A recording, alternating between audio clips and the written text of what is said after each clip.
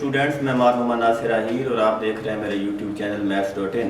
आज के लेक्चर के अंदर हम लोग 9.1 के क्वेश्चन नंबर 3 से अपना स्टार्ट लेंगे।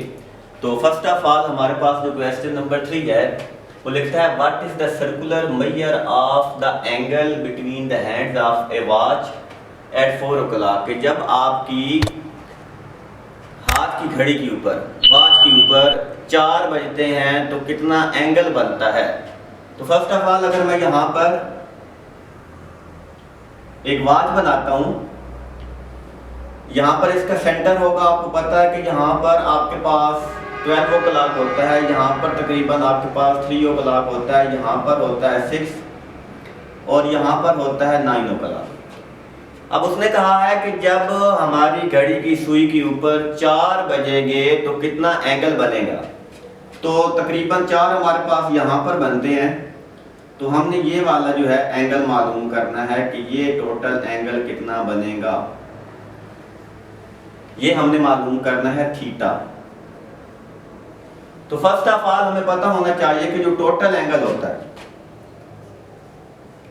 एक सर्कुलर वॉच का, तो एक सर्कल जो है उसका टोटल एंगल हमारे पास 360 डिग्री, अगर रेडियन के अंदर लिखें तो 2 पाई होता है।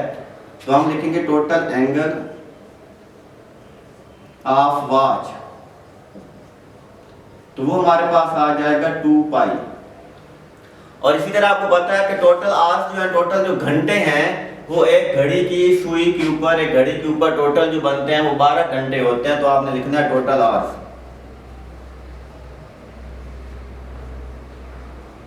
तो वो हमारे पास आ जाएंगे 12 आवर्स।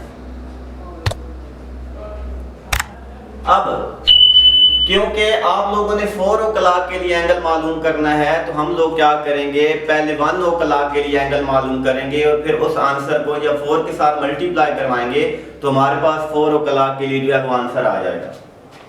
तो हम लोग लिखेंगे एंगल एट 1 o'clock,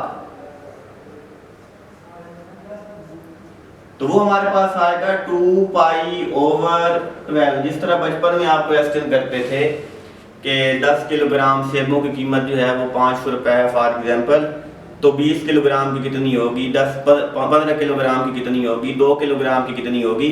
तो हम लोग क्या करते थे, 1 किलोग्राम के लिए वैल्यू निकालते थे, फिर जो हमें वो फिगर कहता था उसके मुताबिक हम उसको मल्टीप्लाई करवा देते थे। तो यहाँ पर फर्स्ट ऑफ ऑल हम लोग 1 घंटे के लिए एंगल निकालेंगे और वो जो आंसर आएगा उसको हम 4 के साथ ज़रब करवाएंगे तो 4 o'clock के लिए हमारा जो है वो आंसर आ जाएगा। तो ये हमारे पास आ जाएगा पाई ओवर 6 रेडियन। ये हमने निकाला है 1 घंटे के लिए। अब हमने लिखना है एंगल एट 4 o'clock, तो वो आ जाएगा हमारे पास पाई ओवर 6 मल्टीप्लाई बाय 4, 2 2 2 3 तो इसका जो आंसर आएगा हमारे पास वो आ जाएगा 2 पाई ओवर 3 रेडियन। तो ये इसका आंसर है। यहाँ पर आप फिगर को चेंज भी कर सकते हैं। यहाँ पर उसने कहा है 4 o'clock, 3 o'clock हो सकता है, 7 o'clock हो सकता है, 8 o'clock हो सकता है, कोई भी यहाँ पर वो नंबर दे सकता है। तो आपने सिंपल क्या करना है, टोटल एंगल लिखना है, टोटल आवर्स लिखने हैं, 1 घंटे के लिए एंगल निकालना और अगला जो फिगर वो आपको देगा उसके साथ आप मल्टीप्लाई करवा देंगे तो आपके पास जो है वो हैंड ऑफ वॉच के ऊपर जो एंगल बनता है वो आ जाएगा। इसके बाद आपके पास क्वेश्चन नंबर 4 से लेकर जितने भी इस एक्सरसाइज के अगले सवाल हैं वो सारे के सारे आप किस फार्मूले के ऊपर बेस करते हैं, L = R थीटा। और इंशाल्लाह एक शॉर्ट वीडियो के अंदर मैं इसका जो प्रूफ है वो भी शेयर कर दूंगा। तो L यहाँ पर आपके पास जो है वो लेंथ होती है, R यहाँ पर जो है वो रेडियस होता है, थीटा यहाँ पर एंगल होता है। और ये बात आपने माइंड में रखनी है कि एंगल का आपको पता है 2 सिस्टम होते हैं, एक डिग्री के अंदर लिखते हैं और एक रेडियन के अंदर। जो एंगल का सिस्टम इंटरनेशनल का यूनिट है वो रेडियन है और हमने जब भी हमें एंगल गिवन होगा किसी वैल्यू के लिए, अगर वो डिग्री में होगा तो हम उसको रेडियन के अंदर कन्वर्ट करेंगे।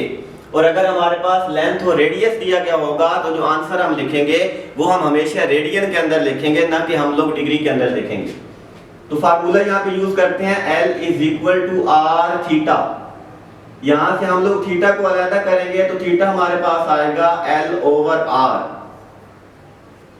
वैल्यूज पुट कर दीजिए। एल की वैल्यू हमारे पास है 1.5 और आर की वैल्यू है हमारे पास 2.5, तो ये कैंसिलेशन हुई, तो 5 3 आर 5 5 आर, तो ये हमारे पास आ जाएगा 3/5। इसको जब पॉइंट्स में लिखेंगे तो ये आ जाएगा 0.6 रेडियन। डिग्री के अंदर नहीं लिखना, हमने रेडियन के अंदर जो है इसका आंसर जो है वो पेस्ट कर देना है। इसके बाद सवाल नंबर 5 के अंदर वो कहता है लेंथ मालूम करें। इसके दो पार्ट थे, एक मैंने हल कर दिया, एक आप लोग खुद इसको देखेंगे।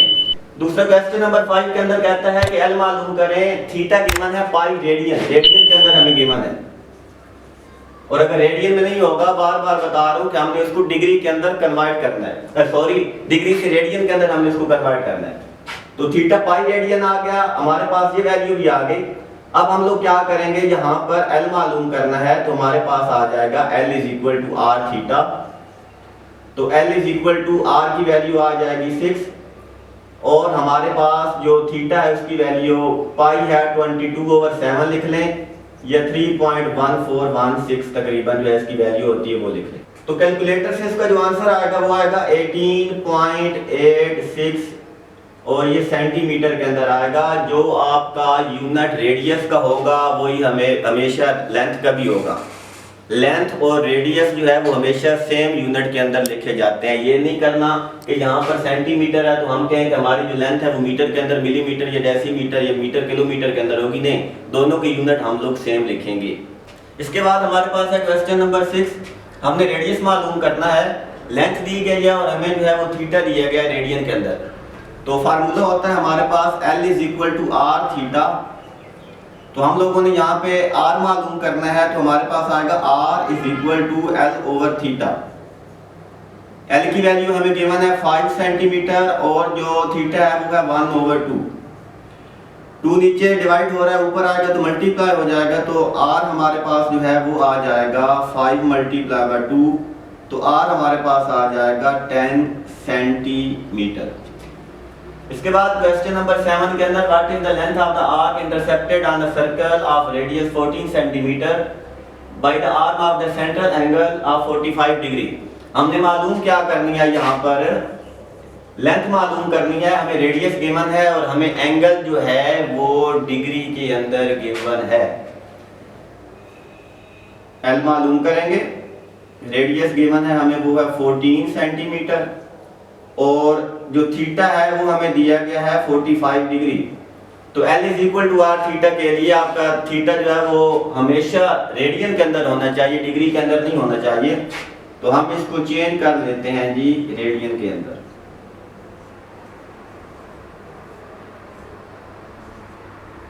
तो थीटा हमारे पास आ जाएगा π/4। तो मालूम हमने L करना है, L is equal to R theta.